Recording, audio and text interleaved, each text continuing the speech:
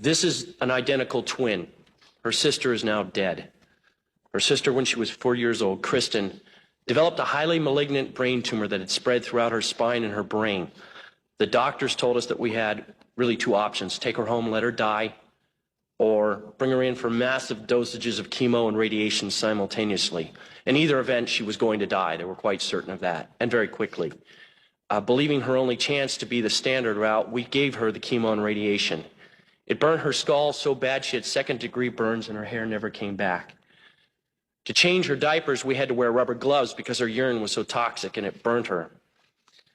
At the end of 6 months, miraculously, she survived the standard treatment, although there was a high expectation she wouldn't. She still had cancer. We were told, sorry, we've done everything we can. Now she's going to die, probably within a couple of months. My wife and I, choosing not to accept that, started reading. The first book I picked up, the third chapter, discussed Dr. Burzynski. As you may guess, I have some expertise in fraud. In fact, I'm quite certain there are enough attorneys in the room that I could be vordeered as an expert in fraud.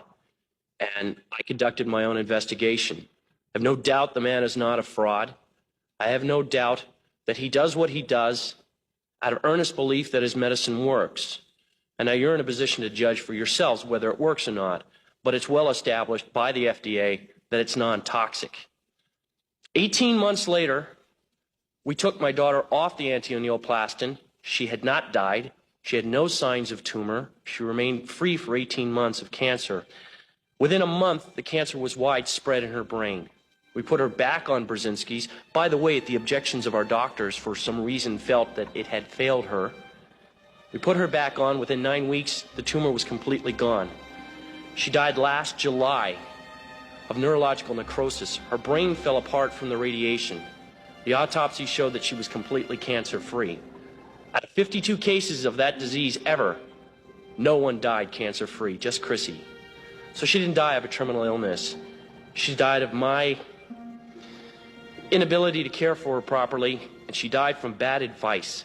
She died because there's a government institution that disseminates false information and is not looking out for the welfare of the people. You know, ladies and gentlemen, I swore an oath 11 years ago, and I think most of us in this room swore it at one time or another, to uphold the Constitution. It says life right in the beginning.